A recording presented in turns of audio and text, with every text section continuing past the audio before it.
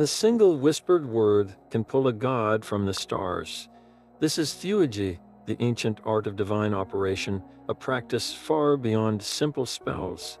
It is a systematic technology of the soul, a ritual path designed not to command deities, but to elevate the human spirit until it can commune directly with the divine source of all things. By the end of this exploration, you will understand the forgotten methods used to bridge the gap between humanity and the gods. We will uncover how philosophers claim to summon luminous forms into their sacred chambers, and why this controversial art was considered the ultimate key to spiritual freedom. What does it truly mean to reach for the face of a god? Theurgy translates directly to divine work. Its name is built from two ancient Greek words, theos meaning God, and ergon meaning work or action. This is not merely a linguistic detail, but the very heart of the practice. Theurgy is God acting through a human vessel, a sacred collaboration. To grasp its true nature, we must first see what it is not. In the ancient world, other practices existed that might seem similar on the surface. There was thaumaturgy, the art of wonder-working, focused on producing miraculous effects. And there was Goetia, often called low magic, which involved commanding spirits to achieve worldly ends. Both of these sought to bend the unseen world to the human will. Theurgy does the exact opposite. Its sole objective is to elevate the human soul, to refine and purify it until it becomes a perfect mirror, able to reflect the divine light.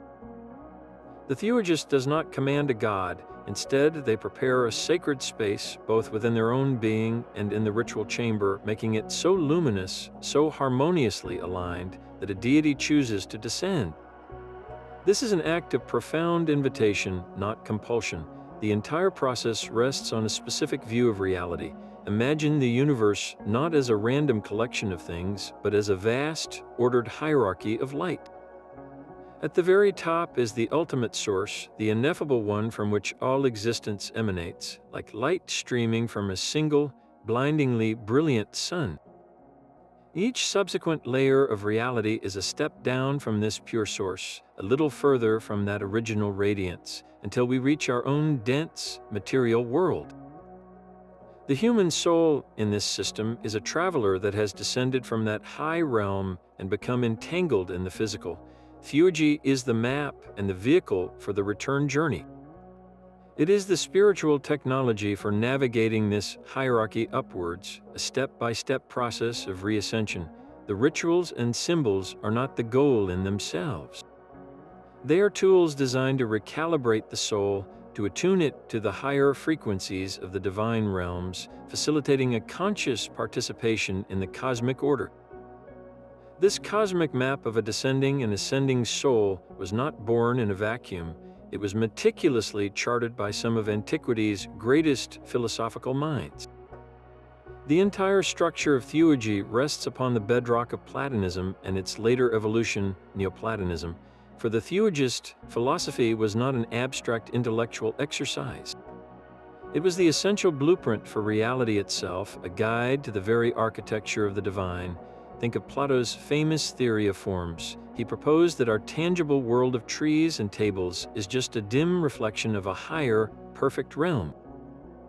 In that realm exists the perfect form of a tree, the ideal essence of justice, the absolute form of beauty itself. The physical objects we see are merely imperfect copies of these eternal, unchanging ideals.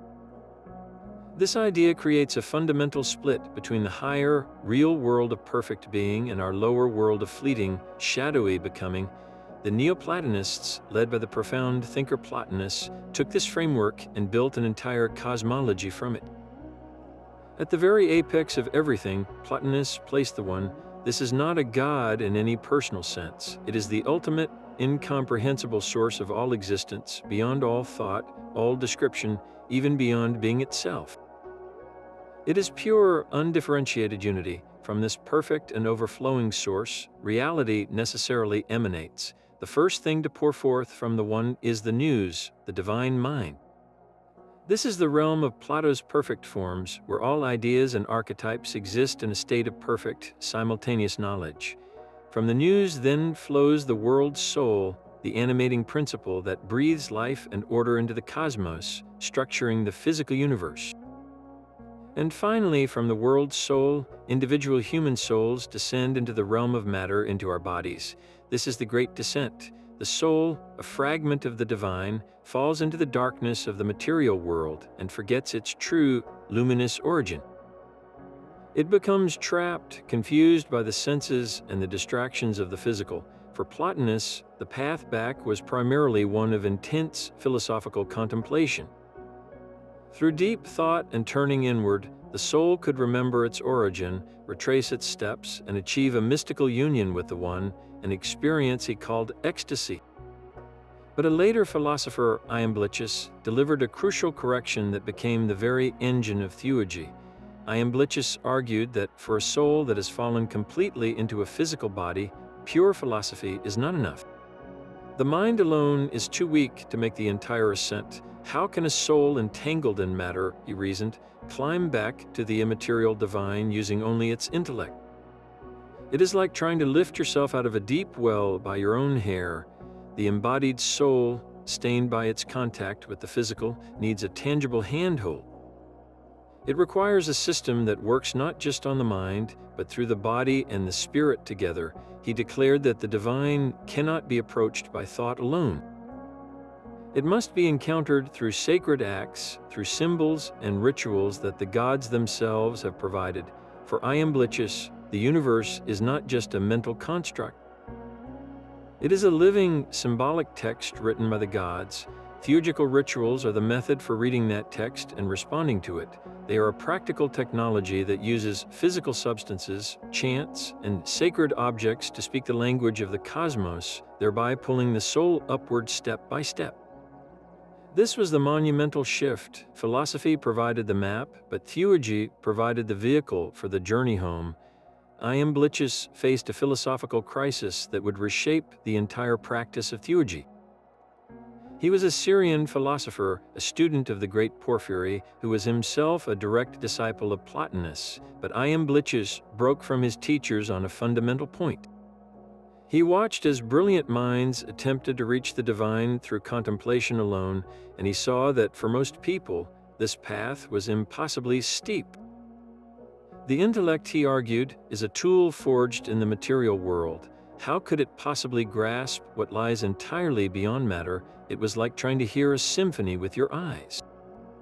This profound insight led him to write his masterwork on the mysteries of the Egyptians, Chaldeans, and Assyrians. This book was not a dry philosophical text. It was a fiery defense of ritual as a necessary technology for the soul. Iamblichus declared that the divine is not an idea to be contemplated, but a living presence to be encountered. And to do that, we need a bridge built from the very substance of the cosmos. His revolutionary doctrine was that of the undescended soul. He taught that even though our conscious self has fallen into the body and forgotten its origin, the luminous core of our soul, its deepest root, never truly left the divine realm. It remains eternally connected to the source like a single, unbreakable thread of light stretching back to the sun. This is why ascent is even possible. We are not lost creatures trying to find a home we have never known. We are sleepers who need to be awakened to the home that has always been within us. Theurgy is the set of practices designed to do exactly that, to shake the soul awake. But how do you awaken something that is asleep? You do not reason with it. You use symbols. Iamblichus called these sacred symbols santhamata. Think of a santhama not as a word, but as a divine frequency, a resonant key. Every god, every divine power in the cosmic hierarchy has its own unique set of these spiritual signatures. A specific stone, a particular plant, a unique geometric shape, a complex chant, even a moment in time could all be santhamata. These are not arbitrary choices. They are physical substances and actions that naturally resonate with a specific deity because they share in that deity's divine nature. They are fragments of the God's own light embedded in the material world. When a theurgist gathers the correct santhamata in a ritual, they are not commanding a god to appear. They are constructing a resonant chamber both in the physical space and within their own soul. They are aligning the scattered divine sparks within matter, creating a harmonic convergence so powerful and so perfectly tuned that the corresponding deity cannot help but respond. It is the spiritual equivalent of striking a perfect middle C on a tuning fork, causing another fork across the room to hum in sympathy. The god is drawn to its own image, its own spiritual echo. The descent of the divine light into the ritual does not just happen around the Theurgist, it happens within them. This luminous presence illuminates the undescended core of their own soul, causing it to blaze forth and reclaim its divine nature. The Theurgist in that moment of union does not merely see the god, they remember that they are, and always have been, a part of it. This resonant chamber of symbols required a sacred blueprint. That blueprint was found in a collection of enigmatic verses known as the Chaldean oracles. These were not philosophical speculations written by human hands. They were believed to be divine revelations, a scripture dictated directly from the gods to two men in the 2nd century. A father and son, both named Julian, received these poetic fragments. Julian the Chaldean and his son, Julian the Theurgist, were said to have channeled this wisdom, creating the core text that would guide all later practitioners.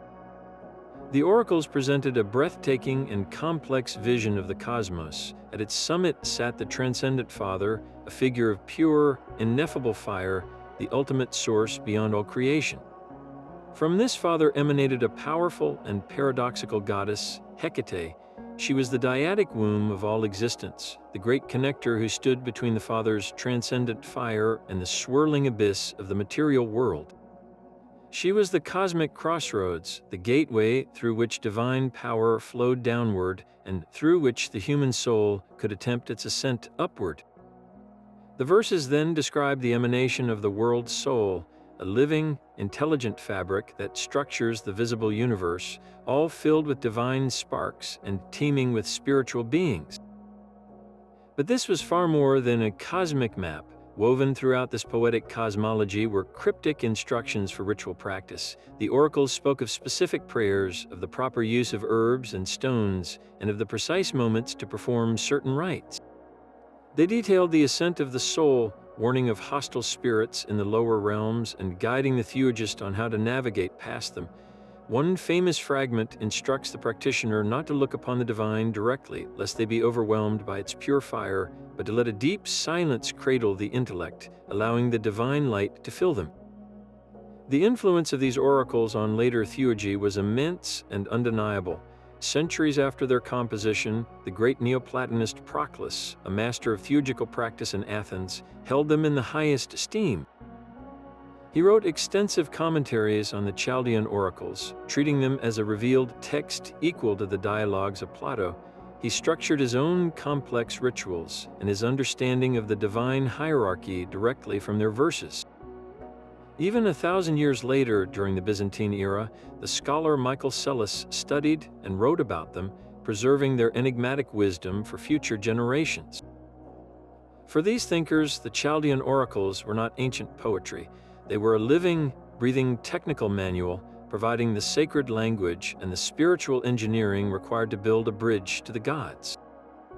The sacred words of the Chaldean oracles required a physical stage. To build a bridge to the gods, the Theurgist first had to construct a fortress of divine harmony here on earth. This was the Temenos, a ritually purified space severed from the ordinary world and consecrated as a vessel for the luminous. Every single element within this sacred enclosure was chosen with meticulous care, for the goal was to assemble a perfect collection of spiritual keys, each one designed to resonate with a specific divine power. The primary tool was often the rhabdos, a ritual wand.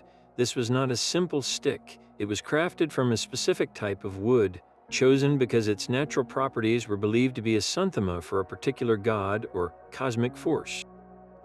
A branch of laurel might be used for Apollo, connecting to prophecy and light, while myrtle could be sacred to Aphrodite. The Theurgist would harvest the wood at a specific astrological hour, carving it with divine names and symbols that acted as spiritual circuits, channeling the intended power. Next came the priestly robes. These garments were not for mere ceremony. They were insulating layers woven from pure linen or other sacred materials designed to protect the practitioner from the chaotic energies of the material world and to help contain the immense divine force they hoped to attract. Wearing them was a physical act of purification, a way of shedding the profane self and stepping into a sacred role. A sacrificial knife was also prepared, though its purpose was often symbolic rather than literal. It represented the power to sever the soul's attachments to the lower, material world, cutting the cords that bound it to illusion and desire. Perhaps the most personal tools were the lameli. These were small, thin sheets of metal, often gold or silver, engraved with intricate patterns and secret words of power. A theurgist might wear these as an amulet or place them at the center of the ritual space.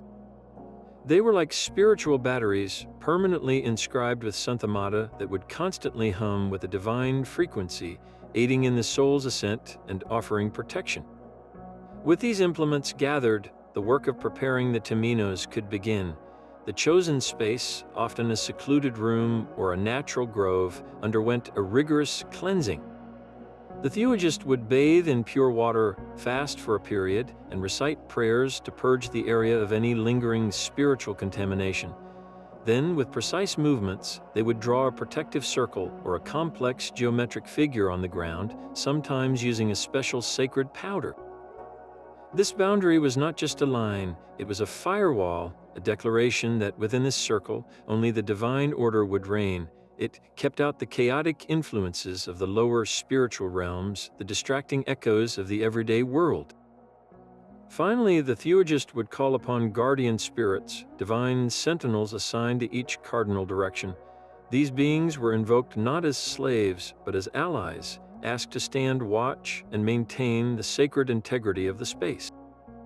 The entire process transformed the physical area into a resonant chamber, a perfectly tuned instrument waiting for a single, divine note to bring it to life.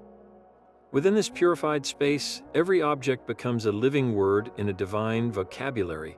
A stone is no longer just a stone, and a whispered name is more than a sound.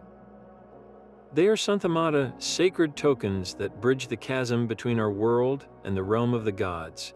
This is the core of theurgical practice, a radical philosophy where the entire cosmos is a symbolic text written by the divine, and every material thing holds a secret signature pointing back to its creator.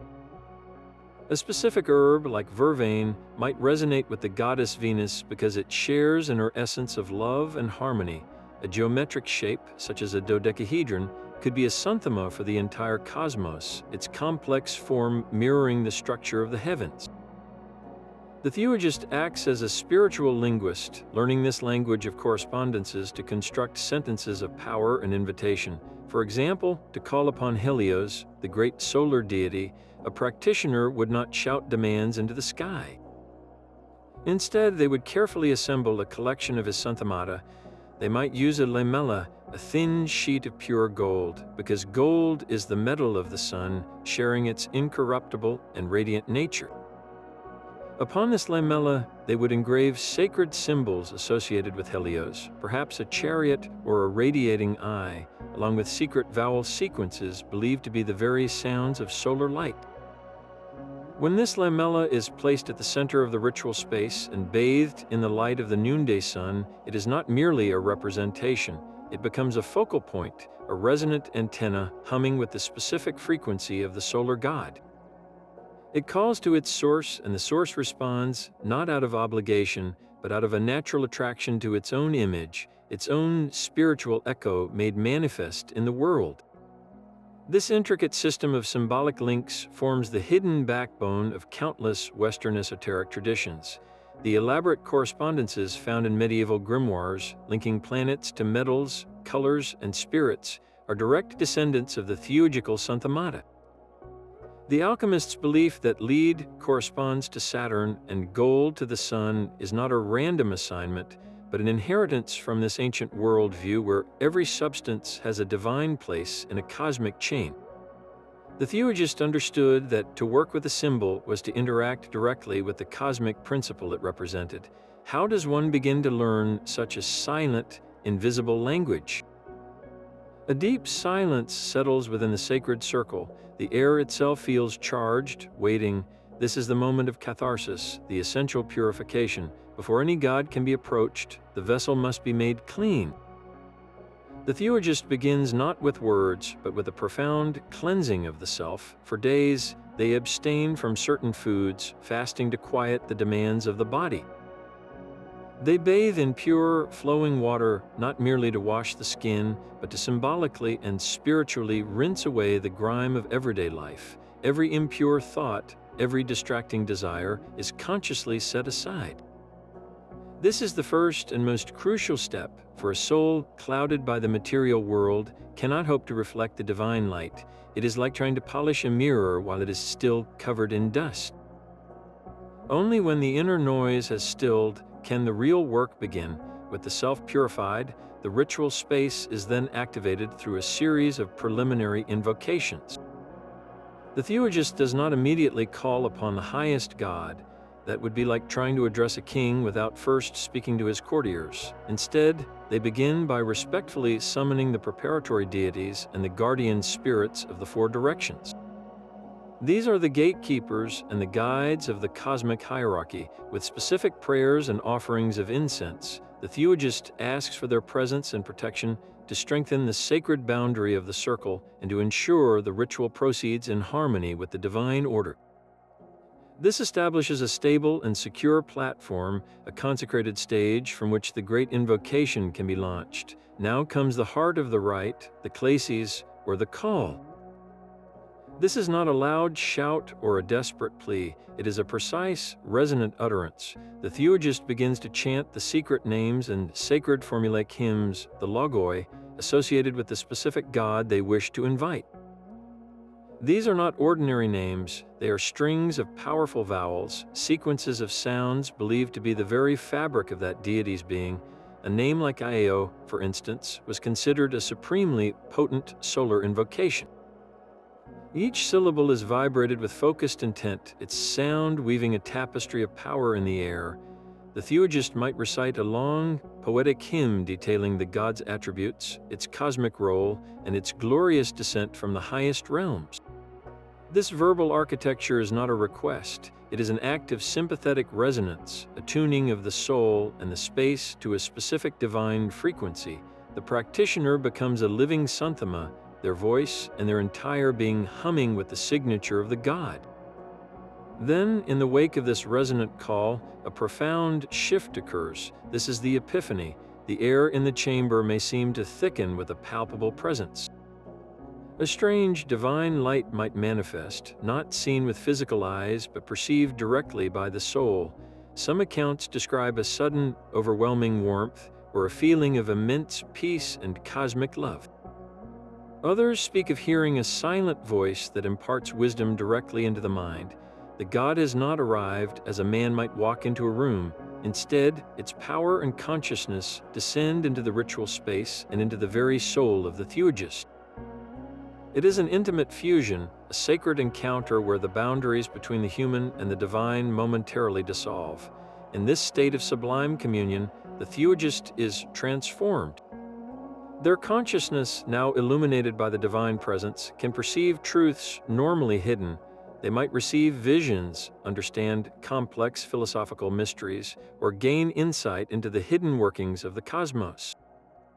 It is from this elevated state that any requests are made, but these are never petty demands for wealth or power. A true theurgist, having touched the face of a god, would find such desires meaningless. Instead, they might ask for the continued purification of their soul, for guidance to help others, or for a deeper understanding of the divine will. The ritual concludes not with a dismissal, but with a gesture of profound gratitude as the divine presence gradually withdraws, leaving the practitioner forever changed, carrying a fragment of that celestial light back into the waking world. This final union, known as henosis, is the entire purpose of the sacred journey. It is the soul's triumphant return to its original home. After the luminous epiphany fades and the ritual space grows quiet, the theurgist carries a profound question within them. What was the point of that breathtaking encounter? the answer is not about collecting divine experiences like trophies. It is about achieving the ultimate spiritual liberation, a complete release from the painful cycle of death and rebirth. In this worldview, the soul is trapped in a wheel of reincarnation, repeatedly descending into physical bodies, all because it remains attached to the illusions of the material world. Each life is another lesson, another chance to remember its true nature. Theurgy offers a direct path to break this cycle forever. The goal is not the annihilation of your individual self, as if you were a drop of water vanishing into the ocean. It is more like a single iron rod, cold and dark, being thrust into a forge. When it is pulled out, it is white hot, blazing with the fire's own essence. The rod is still itself, but it has become one with the fire, transformed by its union. That is henosis. The soul retains its unique identity, but is utterly suffused with the divine, realizing it was never truly separate to begin with.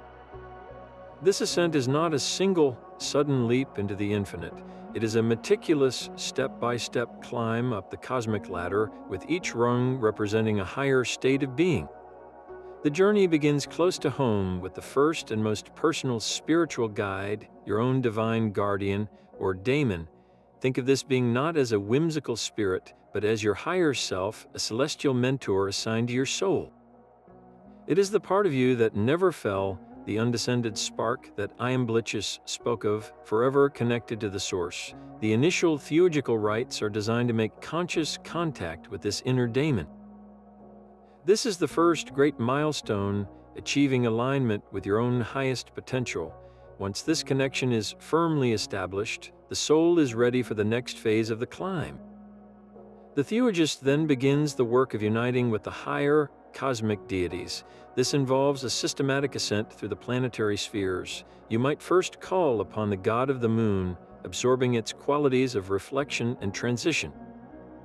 Then you would seek communion with the solar deity Helios, bathing in its pure, intellectual light and unifying with its power of cosmic order. The journey continues upward, sphere by sphere, through the realms of Mars, Venus, Mercury, Jupiter, and Saturn. Each planetary god represents a specific cosmic principle, and uniting with each one means integrating that principle into your own soul, purifying it of the corresponding worldly attachments. You are not just visiting these gods, you are internalizing their divine attributes, becoming a living microcosm of the harmonious heavens. But the journey does not stop at the ring of Saturn. The soul, now radiant and refined, pushes further beyond the 7 classical planets and into the vast, fixed realm of the stars. Here, the theurgist seeks union with the stellar gods, the immutable, eternal patterns that govern destiny itself. This is an unimaginable expansion of consciousness, where the soul begins to perceive the entire tapestry of cosmic law. Yet, even this sublime state is not the final destination. For beyond the stars, beyond all form, name, and being, lies the ultimate mystery, the ineffable one. This is the source that has no attributes, that cannot be described or even truly thought about. To reach it, the soul must perform its final, most difficult act. It must let go of everything, including the very concepts of self and God that carried it this far. In a supreme, silent surrender, the soul transcends even its own divinity and merges with the absolute unity. In that timeless moment, the circle is complete. The traveler arrives home only to realize it was there all along. This fundamental distinction between ascent and command defines the great schism in Western esotericism, the eternal divide between Theurgy and Goetia. While theurgists sought to dissolve their ego in the divine light, the Goetic magician aimed to impose their own will upon the world. The very words reveal the core of the conflict. Theurgy, as we know, is God work. Goetia, from the Greek word for wailing or sorcery, implies a lament, a cry into the dark for personal gain. The theurgist's goal was soteriological, a term meaning it concerned the soul's ultimate salvation and release from the cycle of suffering. They worked only with the benevolent celestial gods and the higher, guiding daemons, beings of pure light and reason. Their rituals were acts of sacred alignment, of becoming a clear channel for a power that would ultimately transform them. In stark contrast, Goetia was a practical art of coercion. Its practitioners sought to bind and command the lower, chthonic daemons. These were not evil spirits in a modern sense, but entities of the earth and the lower passions, closer to the dense material world, and thus easier to manipulate for worldly ends. A Goetic ritual was not an invitation, but a summoning circle built on threats and compulsion. The magician would use barbarous names of power, intricate sigils, and often sacrifices to force a spirit to appear and obey their commands, which typically involved acquiring wealth, inspiring lust, harming an enemy, or uncovering secrets. The tools themselves tell the story, where a theurgist wielded a rhabdos as a resonant key. A Goetic magician might brandish a sword and a dagger to threaten and control the spirits they called forth. The great theurgist Iamblichus drew this line with absolute clarity in his writings. He argued with fierce intellectual passion against those who would lump his sublime practice together with common sorcery. For him, the theurgist operates through a sacred sympathy, a natural affinity with the divine that draws it downward. The Goetic magician, however, works through an unnatural conflict, a violent opposition to the natural order that merely stirs up the shadows of the material realm. Iamblichus insisted that the theurgist is elevated by the gods, while the Goetic magician only succeeds in degrading both themselves and the spirits they command, trapping their own soul further in the very illusions from which Theurgy promises freedom. This was not just a philosophical debate, it was a battle for the soul of magic itself. One path looked upward toward the stars and liberation, the other downward into the earth and deeper into bondage. The luminous bridge to the gods began to fracture under the weight of a new world. As the 4th century dawned, the Roman Empire, once a tapestry of countless gods and mysteries, was steadily unifying under the banner of a single divine king. The rise of Christianity did not merely introduce a new religion, it initiated a fundamental reordering of spiritual reality. For the emperors who now embraced this faith, the old gods were not simply rivals, they were demons, and the theurgists who communed with them were not philosophers, but heretics trafficking with the devil. This ideological war was soon backed by the full force of law. Emperor Theodosius I, in the final decades of that century, issued a series of devastating decrees. He outlawed all pagan sacrifices and rituals, systematically dismantling the public heart of the ancient traditions. The sacred groves fell silent, the great temples were closed or converted, and the practice of theurgy, which relied on specific substances and public rites, was driven into the shadows. The final symbolic blow fell in the year 529. The Emperor Justinian, in his drive for total religious conformity, ordered the closure of the Platonic Academy in Athens. This was not just the shuttering of a school, it was the end of an unbroken 1,000-year lineage of philosophical inquiry. The last custodians of Plato's wisdom, the direct heirs to Iamblichus and Proclus, were exiled, their libraries scattered. The institutional home of Theurgy was gone. The intellectual assault was as fierce as the political one. Early church fathers, brilliant theologians like Augustine of Hippo, grappled with the undeniable power described by the Theurgists. They could not deny that these rituals produced real effects, that something truly did descend into their sacred circles. But within the new Christian framework, there was only one source of divine power, and all others were, by definition, infernal. Therefore, the luminous forms the Theurgists saw, the voices that spoke wisdom, could not be gods. They could only be fallen angels, demons masquerading as divinities to lead human souls astray. What the pagan world saw as henosis, the ultimate union with the One, the Church saw as a dangerous and blasphemous possession. In the face of such overwhelming pressure, the tradition did not simply die. It transformed, finding cracks in the new world order through which to survive. Some practitioners went completely underground, preserving their manuscripts in secret, passing their knowledge down through hidden chains of initiates. Others chose a path of syncretism, carefully weaving the threads of theurgy into the fabric of emerging Christian mysticism. The profound stages of the soul's ascent could be reframed as a journey through the orders of angels. The concept of a divine, undescended spark within the soul found echoes in the idea of the inner Christ. The intricate use of symbols and sacred names did not disappear. It resurfaced in the coded languages of Hermeticism and later in the rich symbolism of the Renaissance and the ceremonial magic of the early modern era.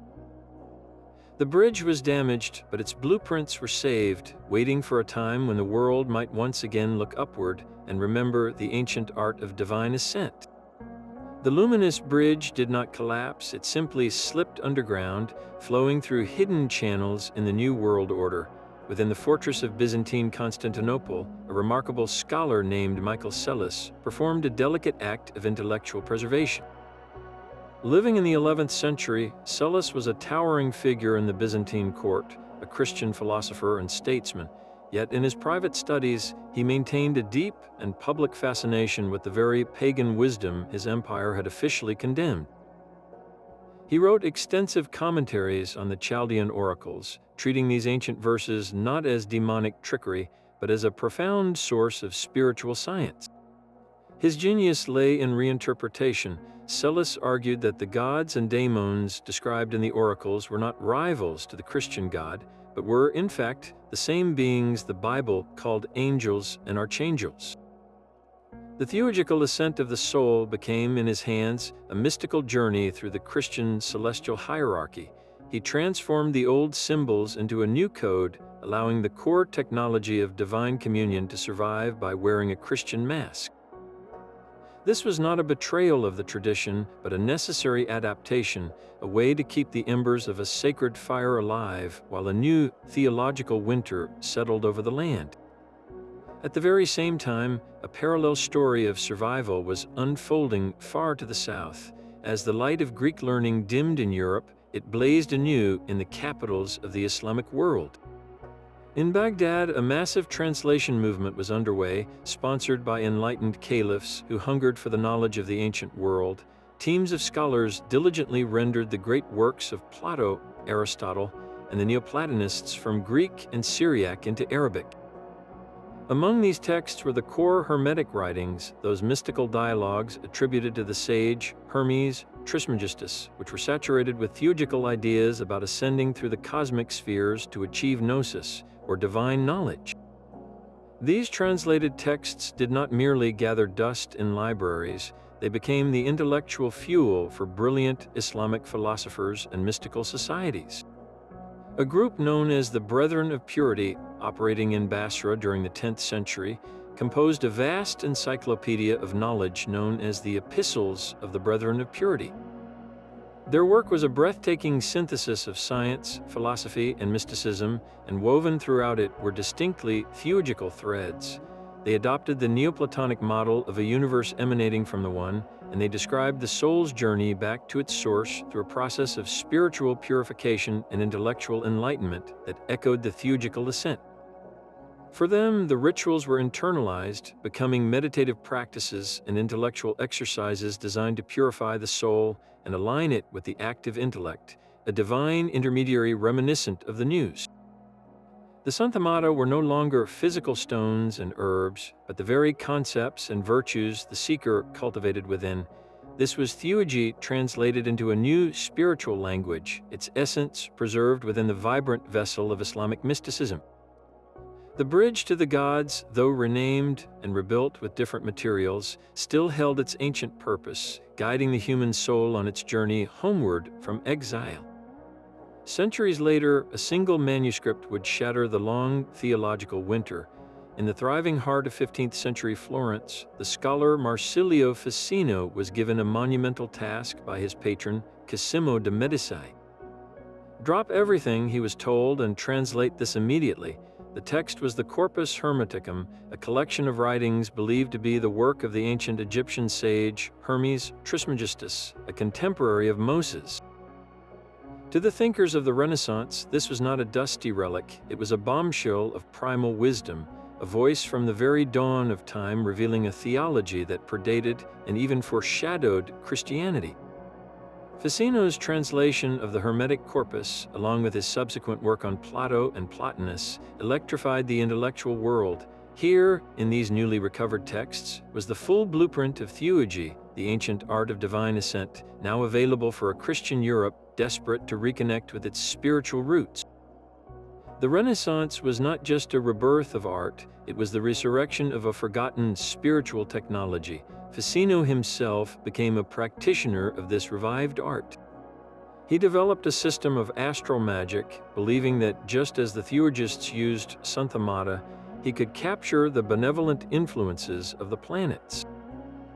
He would create talismans at precise astrological moments, compose Orphic hymns set to specific musical modes, and use stones and herbs aligned with celestial powers to draw down their spiritual gifts. His goal was to heal the spirit and elevate the soul, a clear echo of the theurgical aim, now carefully framed within a Christian cosmos where the planets were instruments of God's divine will. Then came a young genius who would fuse these ideas into a new and potent synthesis. Giovanni Pico della Mirandola, a prodigy with a voracious appetite for knowledge, absorbed everything Ficino had uncovered and then looked further. He immersed himself in the complex symbolism of Jewish Kabbalah, seeing in its tree of life a detailed map of the very cosmic hierarchy described by the Neoplatonists. For Pico, all wisdom was one. He boldly declared that the magic of the Hermetic sages, the philosophy of Plato, and the mystical tradition of the Kabbalah were all different paths leading to the same divine summit.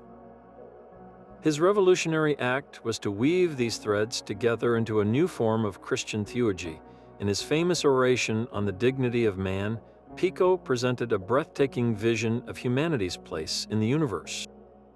He argued that God placed humanity at the very center of creation with no fixed nature.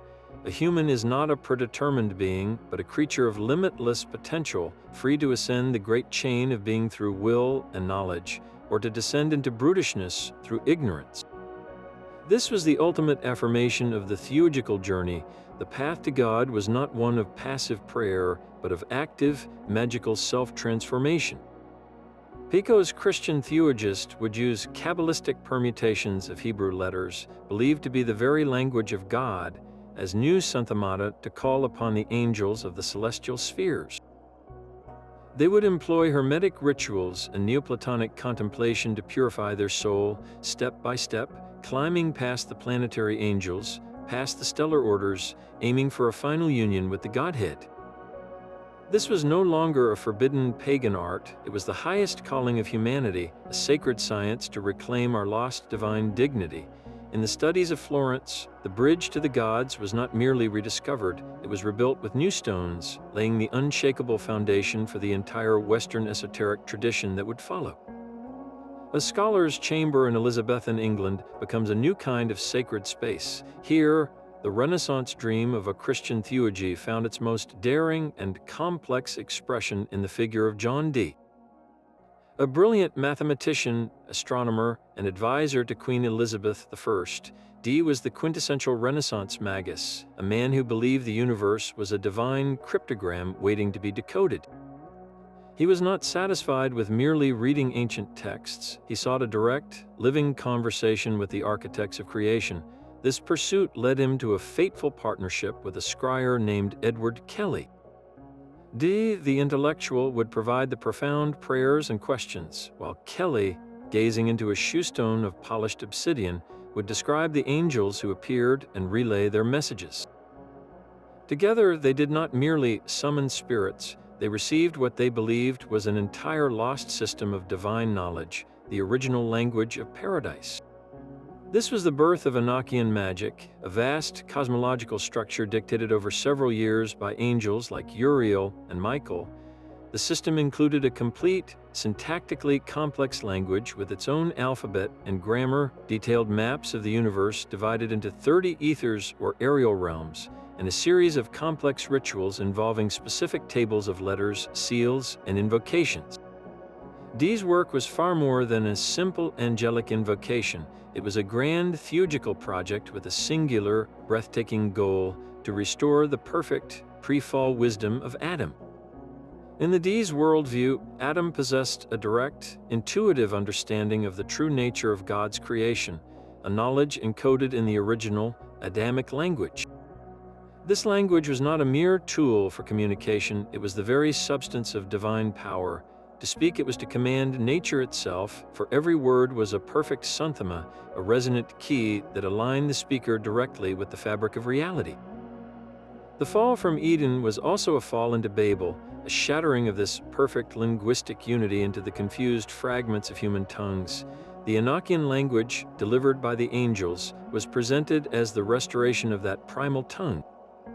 When Dee and Kelly chanted these potent Enochian calls, they were not just reciting prayers, they were attempting to reassemble the broken code of the universe, to realign their own souls with the divine architecture that Adam once knew. The rituals were designed as a systematic ascent through the 30 ethers, each one a higher and more refined spiritual state, much like the Theurgist climbing the planetary spheres.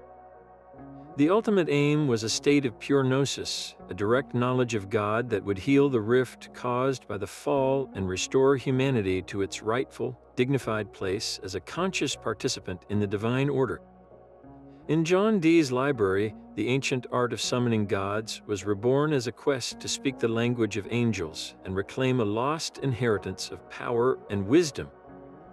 Yet the grand vision of Dee and Ficino was not the only legacy of Theurgy. The same ancient principles trickled down into a very different kind of book, one bound not for a prince's library, but for the hands of a practicing village magus. These were the grimoires, and within their pages, the pure line between divine ascent and spirit command became profoundly blurred. Consider the most famous of them all, the Key of Solomon. Its opening pages read like a theurgical manual. The aspiring magician is instructed to undergo days of strict fasting and purification. They must craft their own ritual implements from virgin metals and specific woods at precise planetary hours. The robe, the wand, the ink, even the pen used to draw the magical circles, all must be created in a state of ritual purity, consecrated with holy prayers and suffumigations. This meticulous preparation is pure iamblichus, a systematic effort to create a sacred human vessel and a ritually insulated space, a temenos, fit for a divine encounter. The tools themselves are described as santhamata, resonant with celestial powers. The ritual circle is a complex geometric fortress inscribed with the names of God and his angels, designed to protect the operator and attract benevolent forces. So far, this is Theurgy, but then the intent shifts dramatically. Once this sacred space is established using these profoundly theurgical methods, the magician does not seek union with God. Instead, they use the divine names as words of power to threaten and command a host of spirits to do their bidding. The goal is not henosis, but treasure, love, or the destruction of an enemy. This is the core paradox of the grimoire tradition. It uses the spiritual technology of ascent for the worldly aims of command. The ritual structure is theurgical, but the heart of the operation is fundamentally Goetic. This fusion is even more stark in a text like the Lesser Key of Solomon, also known as the Lemegeddon. This book provides elaborate seals and detailed descriptions for 72 spirits, along with specific incantations to bind them. The magician is still required to maintain purity and use divine names, but the relationship with these entities is purely transactional and coercive. The spirit is summoned into a triangle of art, constrained by the power of God's name and forced to swear obedience. The operator does not seek to be elevated by the spirit, but to dominate it. This represents a complete inversion of the theurgical ideal. Where a theurgist saw a daemon as a spiritual guide to be honored, the grimoire magician saw a demon as a servant to be controlled. How did this strange marriage of sacred method and profane intent come to be? It was likely a product of necessity and cultural survival. As the public practice of high theurgy was suppressed, its techniques were preserved by practical magicians who still believed in the power of ritual but had more immediate, earthly concerns. The lofty goal of union with the One was beyond the reach of most, but a ritual to find buried treasure or protect a home from illness was profoundly relevant. The grimoires thus became a kind of folk memory of Theurgy, a fragmented echo of a lost science, repurposed for a world where the divine was no longer an end in itself, but a means to an end. In these handwritten books, the bridge to the gods was rebuilt not for a journey home, but as a drawbridge to lower for the spoils of the material world. The 19th century, with its smog-choked cities and clattering factories, seemed the least likely place for a rebirth of divine magic. Yet in the very heart of this new industrial world, a French occultist named Eliphas Lévy performed a monumental act of spiritual salvage. He single-handedly dredged the ancient terms theurgy and thaumaturgy from the dust of forgotten libraries and thrust them back into the modern lexicon. Lévy drew a bright, unmistakable line in the sand. On one side stood what he called high magic, the sacred art of theurgy, which he defined as the art of attracting and binding superior spirits. This was the old path of divine ascent, aimed at wisdom and spiritual regeneration. On the other side lay low magic, or Goetia, the art of attracting and binding rebellious spirits for worldly and often malicious ends. Lévy's writings, particularly his seminal work, Dogma and Ritual of High Magic, became a beacon. He argued that the true magician is a sovereign initiate, not a petty sorcerer. The magus does not command spirits with threats, but aligns with divine will through a profound understanding of universal correspondences, becoming a living conductor for celestial power. He repackaged the entire Neoplatonic worldview for a modern audience, explaining how the material world is a reflection of the spiritual and how every symbol, every color, and every sound is a key to a higher plane. Lévy's work was the spark, but it would be a secret society in Victorian England that would turn that spark into a roaring, structured flame. The Hermetic Order of the Golden Dawn took Lévy's ideas and built from them a complete and intricate system of spiritual training, a veritable factory for manufacturing modern theurgists.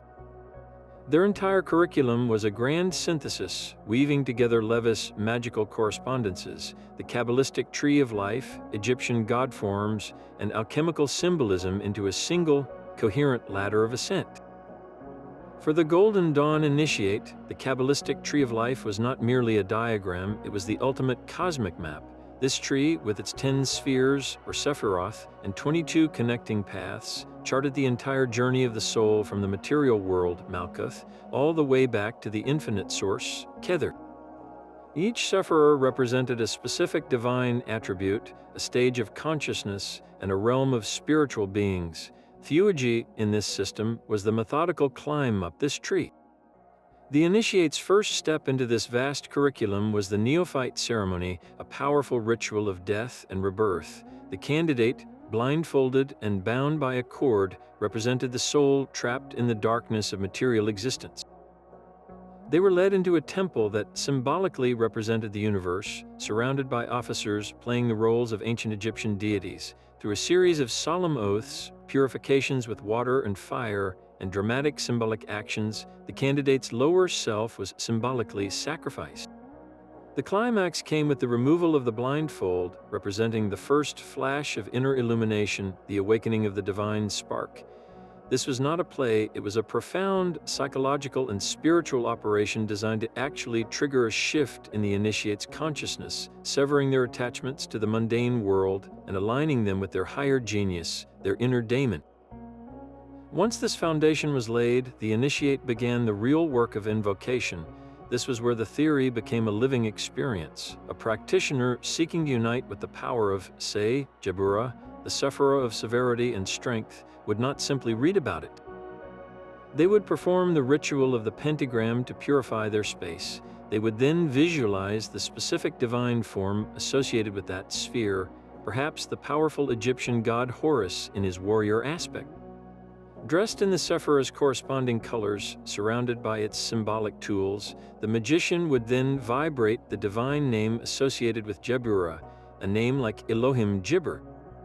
To vibrate a name was not to simply say it, it was to project it with the entire force of the will from the depths of the diaphragm, feeling the sound resonate through every fiber of their being and out into the cosmos.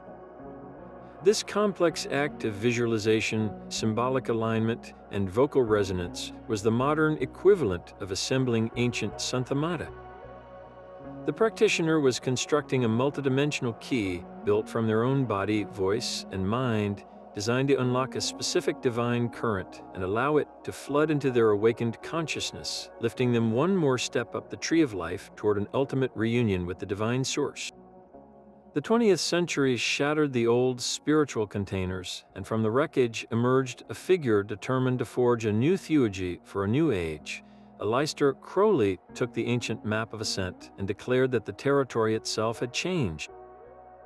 His system, the lemma, was not a rejection of theurgical principles, but a radical, often shocking, recalibration of them for an individualistic world. At its heart lay the same sacred engine, the methodical journey toward divine union, but the fuel was no longer pious submission. It was an unapologetic and ecstatic expression of will. The central commandment of the lemma is "Do what thou wilt shall be the whole of the law." This is not a license for hedonistic chaos, but a profound theurgical directive. Your true will, in Crowley's system, is not your everyday desire. It is the unique, divine purpose for which your soul was created, your specific orbit around the cosmic sun.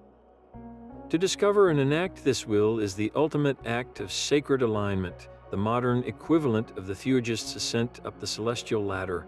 The old gods were not discarded, but reinterpreted as dynamic symbols of cosmic change. Crowley's pivotal ritual was the invocation of Horus, not as the ancient Egyptian sky god, but as the crowned and conquering child.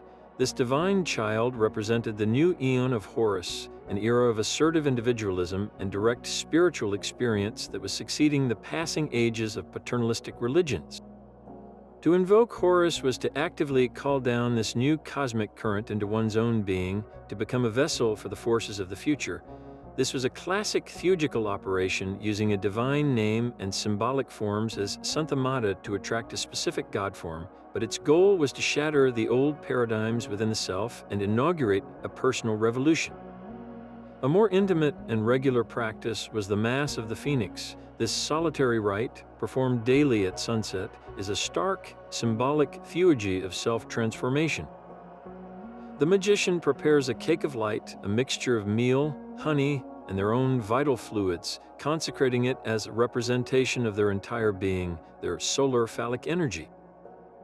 They then consume this substance, declaring it the source of all life and energy. This is not a sacrament of communal faith, but a solitary act of divine cannibalism where the practitioner is both the sacrificer and the sacrificed, the god and the worshipper. It is a daily, physical reminder of the core theurgical truth that the divine substance is not somewhere out there, but is the very essence of the self, waiting to be recognized, consumed, and integrated. Yet the supreme goal, the capstone of the thelemic theurgy, remains the knowledge and conversation of the holy guardian angel. This is Crowley's direct and unmistakable inheritance from the ancient pursuit of the inner daemon. Your holy guardian angel is your own undescended soul, your higher genius, your personal link to the ultimate divine source, exactly as Iamblichus described. The entire preparatory system of Crowley's magic, from the rigorous drills of his book Liber E to the complex rituals of the pentagram and hexagram, is designed for one purpose: to purify the vessel so that this ultimate union can occur. The process is a severe catharsis, stripping away the illusions of the ego, which Crowley called the demon Choronzon, the guardian of the abyss that separates the human from the divine. Only when the individual will is perfectly aligned with the true will does the angel finally reveal itself in a sublime act of henosis. In this ecstatic union, the magician does not lose their identity, but discovers its true, star-born nature. The great work is accomplished, the circle is closed, the human and the divine are understood to have never been separate at all. The old gods migrated inward, finding sanctuary not in smoky temples, but in the hidden chambers of the human psyche. As the 20th century unfolded, a new generation of mystics began to interpret the ancient art of theurgy through the revolutionary lens of depth psychology. For them, the celestial hierarchies were not external kingdoms in the sky, but living maps of the soul's own uncharted territory. The British occultist Dion Fortune stood at this crossroads, weaving the threads of the Golden Dawn into a powerful new synthesis. In her esoteric novels like The Sea Priestess and her foundational work, The Mystical Kabbalah, she presented a startlingly modern vision. The gods and goddesses invoked by the Theurgist, she argued, were not independent beings flying through space.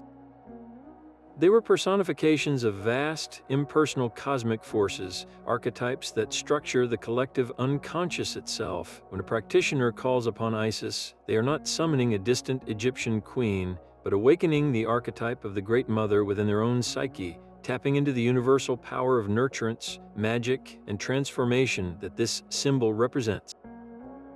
The ritual circle becomes a stage for the drama of the soul, and the Santhamata, the sacred symbols, are the keys that unlock these profound inner realities. This was not a reduction of the gods to mere ideas, but an elevation of psychology to a cosmic scale.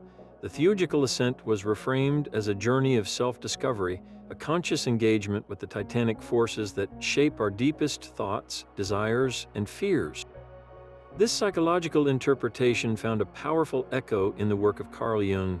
Jung's concept of the collective unconscious, a vast inherited reservoir of human experience shared by all, provided a scientific sounding framework for Fortune's mystical insights.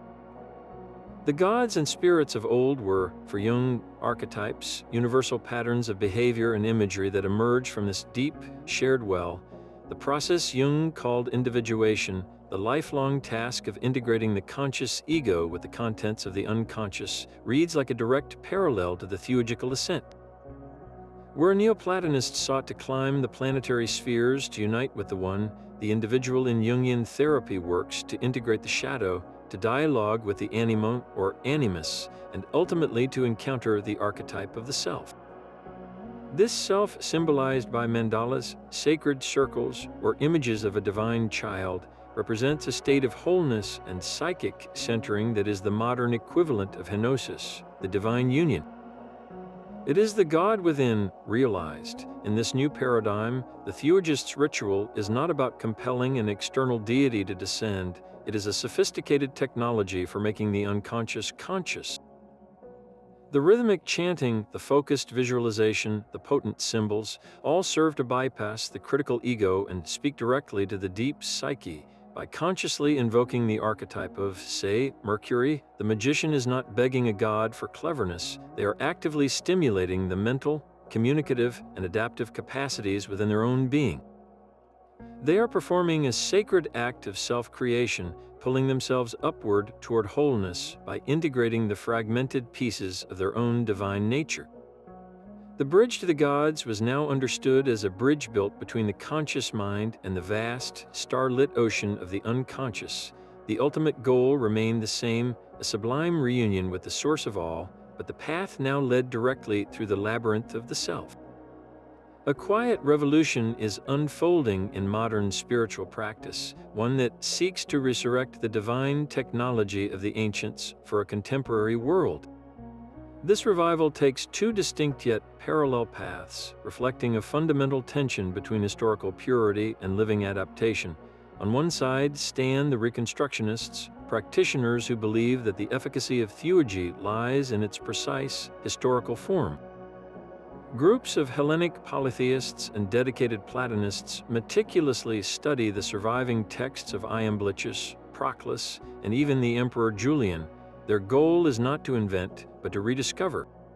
They analyze the original Greek, seeking the exact meanings of the Santhamata, the proper times for rituals based on ancient calendars, and the correct formulations of the hymns and prayers. For them, every detail matters because each one is a sacred token from a lost world, a piece of a divine puzzle that must be reassembled exactly as it was. They gather not in temples of marble, but in living rooms and gardens consecrated through rigorous purification using carefully sourced herbs and replicas of ritual tools, speaking the old words with reverence. Their practice is an act of devotion to the gods of a specific tradition, a heartfelt attempt to rebuild the bridge to the divine using only the original, time-tested blueprints. Yet for many modern seekers, the ancient maps, while invaluable, require new annotations. This is the path of the eclectic adapters who see Theurgy not as a monolithic system to be replicated, but as a universal spiritual technology that can be integrated with other mystical frameworks. In contemporary ceremonial magic orders and among solitary practitioners, you will find Neoplatonic Theurgy beautifully intertwined with the Kabbalistic tree of life. A modern magician might perform the ritual of the hexagram to invoke the sphere of Jupiter, but their understanding of the divine light they are calling upon is informed by Iamblician principles of sacred sympathy. They use the structure of the tree as their cosmic ladder, but the engine of their ascent is the theurgical method of self-purification and symbolic resonance. This syncretism extends even further. Some practitioners find profound connections between the theurgical ascent through planetary spheres and the rising of Kundalini energy in tantric traditions, viewing both as models for awakening the divine consciousness within the human body. Others incorporate Jungian active imagination as a method for engaging with God forms, treating the ritual as a deep dialogue with archetypal forces. The goal remains the ancient one, henosis, but the path is a personalized synthesis, a unique spiritual language built from many dialects of the divine. This raises a profound question for any modern practitioner. Is the power of Theurgy locked within its specific historical forms, or does its essence lie in the universal principles of symbolic resonance and spiritual ascent? The Reconstructionist would argue that the gods themselves provided these specific santhamata, and to change them is to build a bridge with the wrong materials. The eclectic practitioner counters that the divine source is one, and it speaks through many different symbolic languages across cultures and eras. Both paths, however, share a common conviction that the universe is alive with meaning, that the human soul contains a divine spark, and that through deliberate, sacred action, we can actively participate in our own spiritual transformation. Whether through the austere beauty of a historically accurate invocation to Athena or a personalized ritual that blends Neoplatonic prayer with Tibetan mantra, the great work continues. The sacred impulse to reach beyond the veil and touch the face of the gods has not faded. It has simply found new voices, new tools, and new ways to answer the oldest call of the human spirit. This profound sense of connection reported by theurgists from ancient times to the modern day raises a compelling question: could there be a science behind the sacred?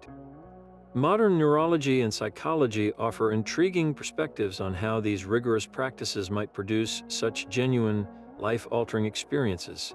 The human brain, it turns out, is exquisitely responsive to the very techniques that form the bedrock of theurgical ritual.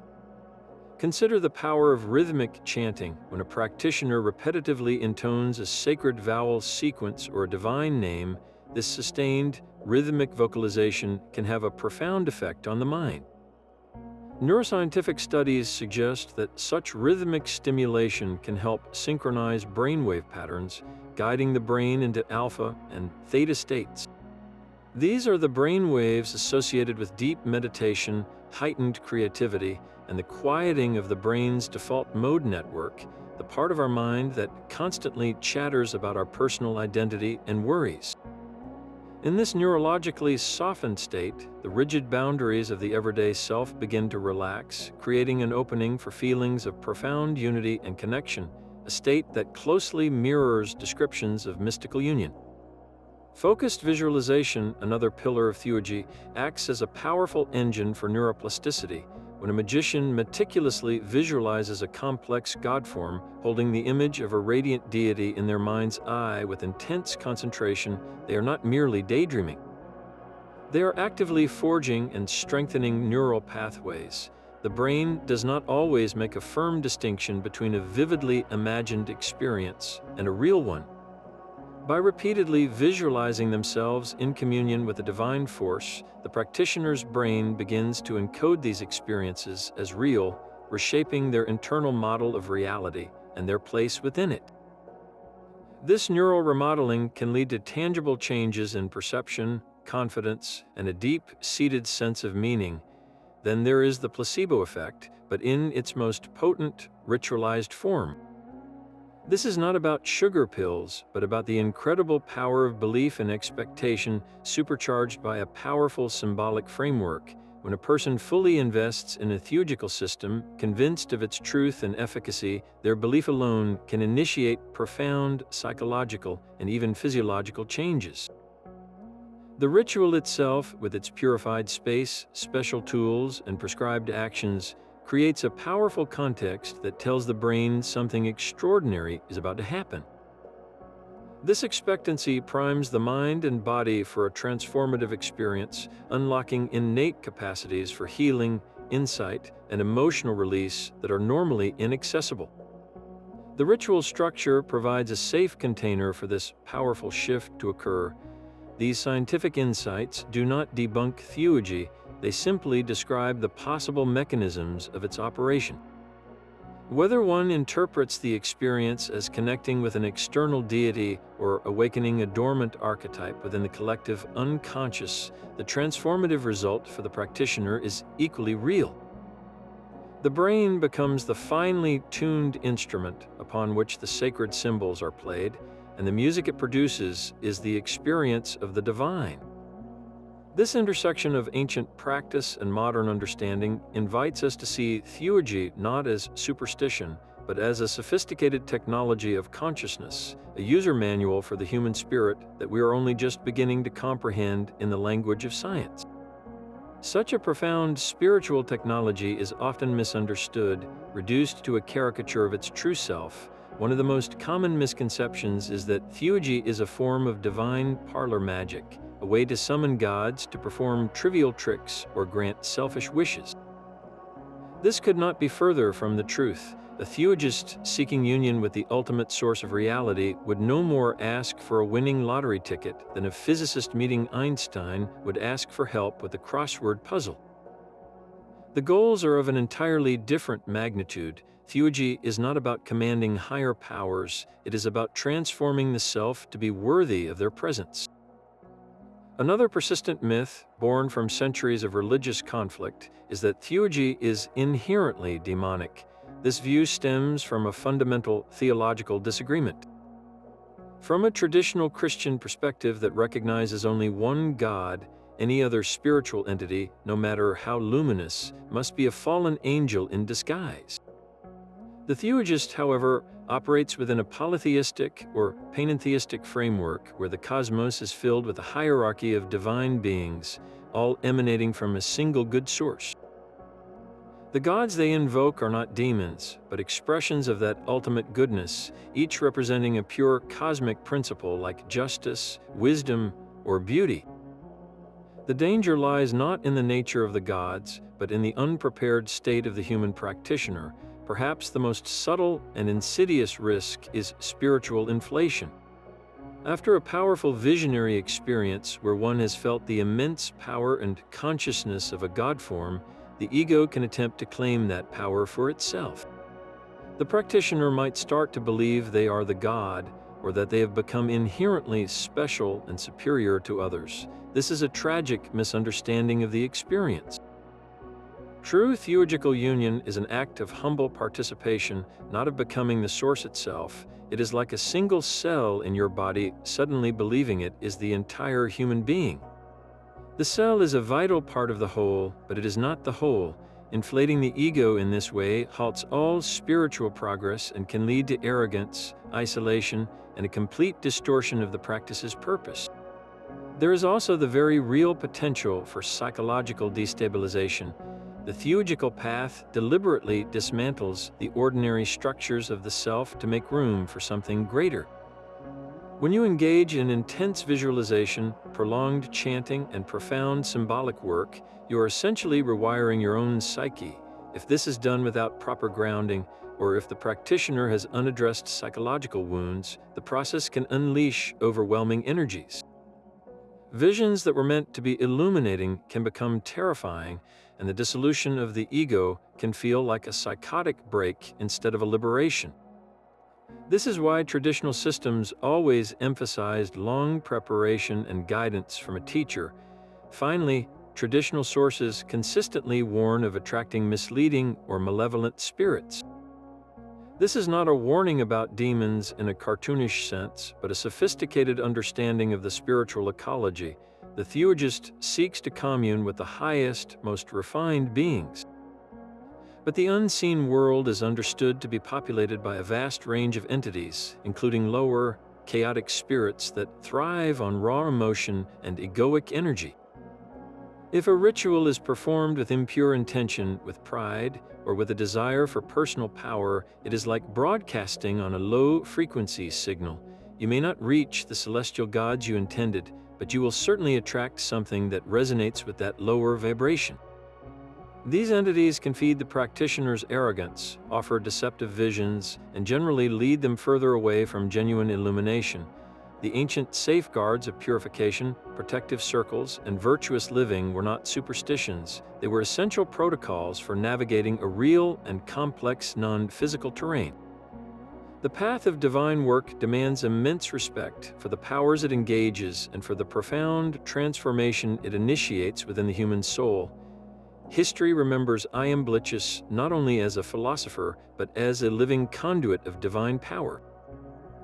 One of the most striking accounts comes from his own students who reported an extraordinary event at a public bath. A debate had arisen among them, a philosophical disagreement over whether the spirits invoked in ritual could ever achieve full physical manifestation.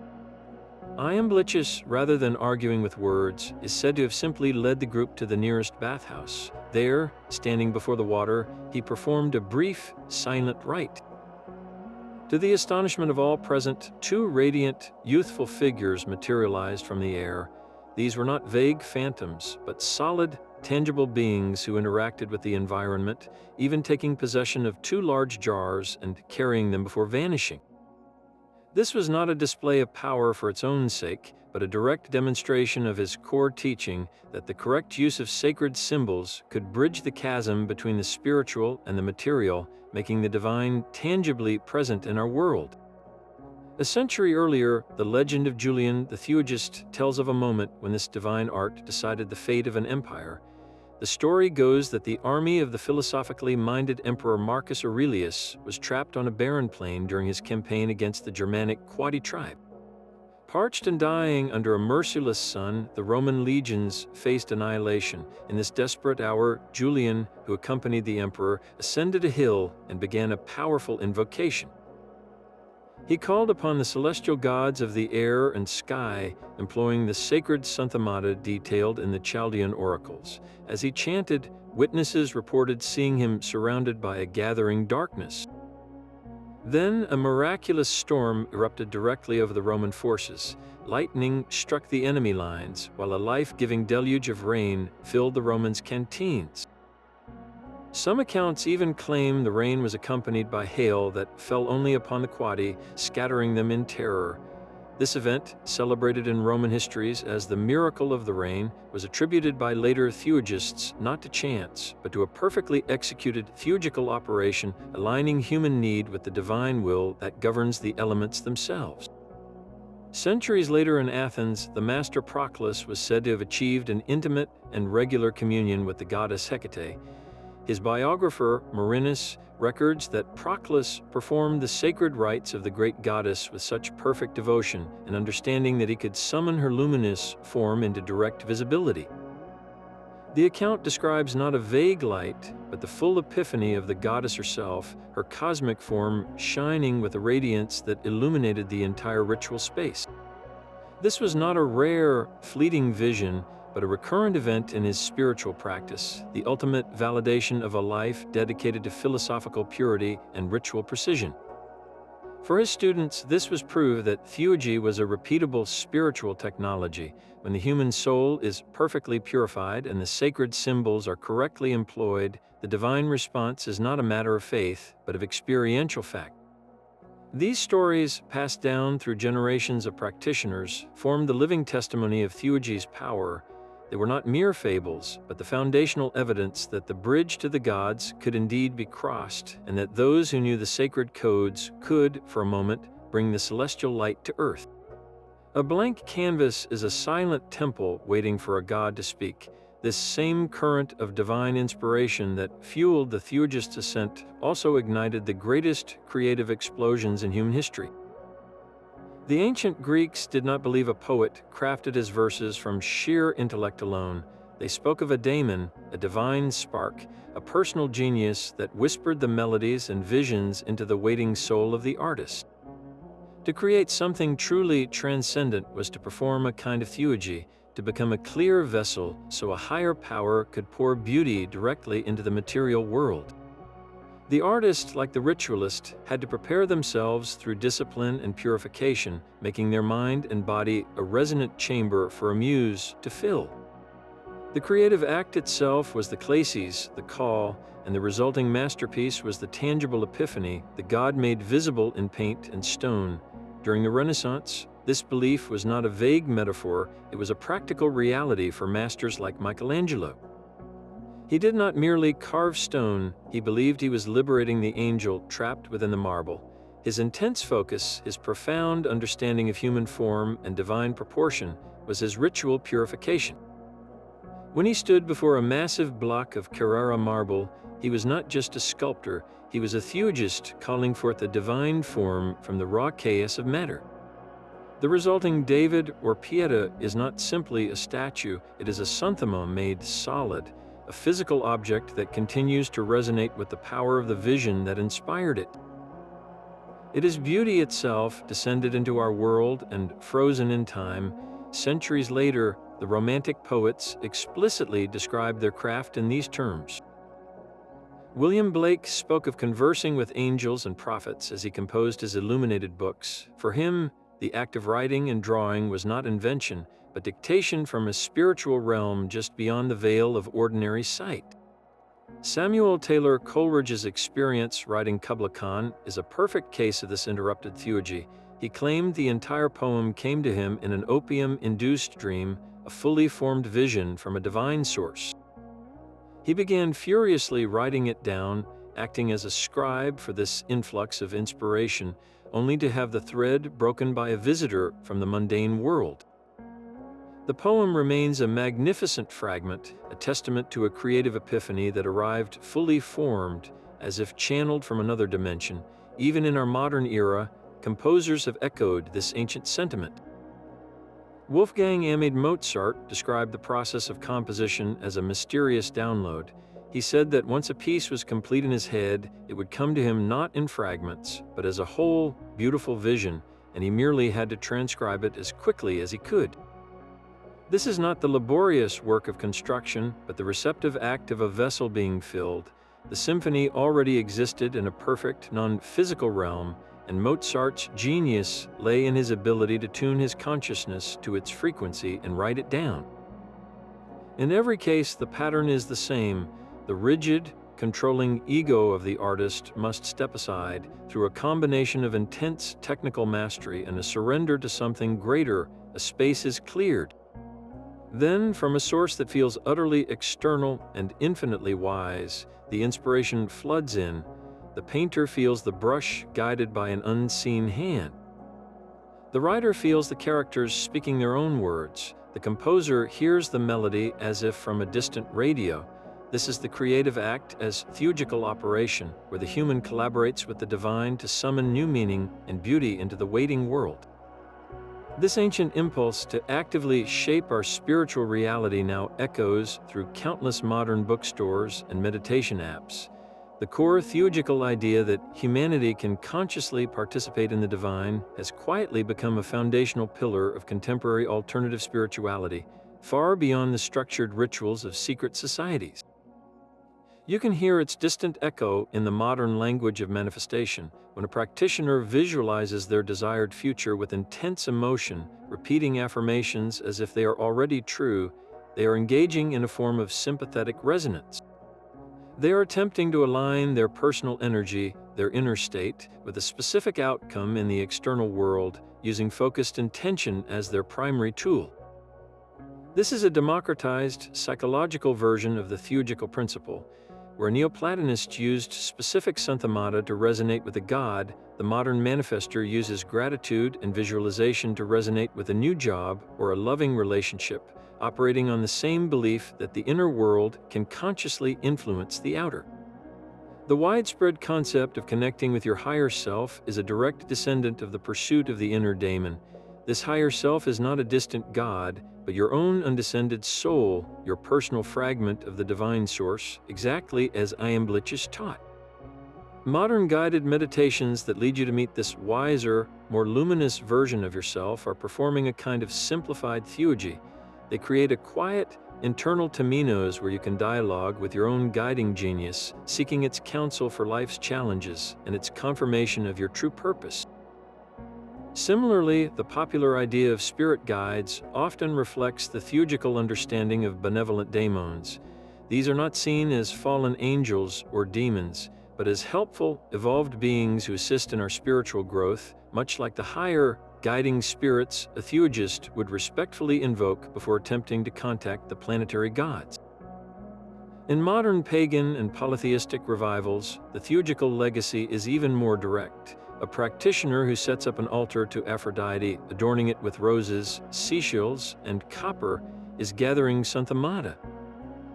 They are creating a resonant chamber dedicated to that goddess's specific energy. Their prayers and offerings are not pleas to a distant, judgmental deity, but acts of sacred reciprocity designed to build a relationship. They seek to invite the goddess's presence into their space and their life, to experience her influence directly, and to align their own actions with her principles of love and beauty. This is theurgy stripped of its complex philosophical framework, but retaining its heart, a personal, lived practice of divine communion. The old boundary between the human and the divine has become a permeable membrane. The ultimate theurgical promise that we are not passive subjects of fate, but active collaborators in a living cosmos, has become the silent assumption of a vast spiritual landscape. What does it mean for your daily life if you truly believe you can touch the divine? From the philosophical halls of ancient Alexandria to the secret chambers of the Renaissance Magi, this journey reveals a single, unbroken thread: the human spirit's refusal to be a mere spectator in a silent cosmos.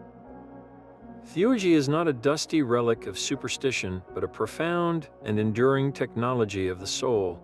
Its core message is one of radical participation.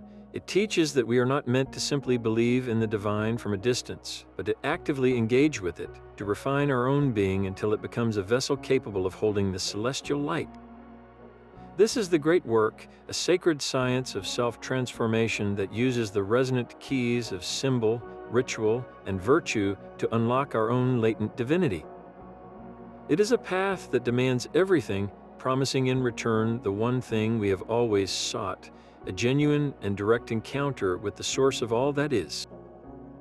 The intricate maps left by the theurgists, from the cosmic hierarchies of Neoplatonism to the Sephiroth of the Kabbalah, are not mere diagrams. They are invitations to an incredible adventure, charting the most ambitious journey a human can undertake: the voyage home. This timeless yearning to reach beyond the mundane and touch the face of God is written into the very fabric of our being. Theurgy offers one of the most detailed and profound responses to that eternal call, a reminder that the bridge to the gods was never destroyed, only forgotten, waiting for us to decide to build it once more, stone by sacred stone, within the temple of our own awakened consciousness. We would love to hear your thoughts on this ancient quest for divine connection. What does the idea of actively participating with the cosmos mean to you? Share your reflections in the comments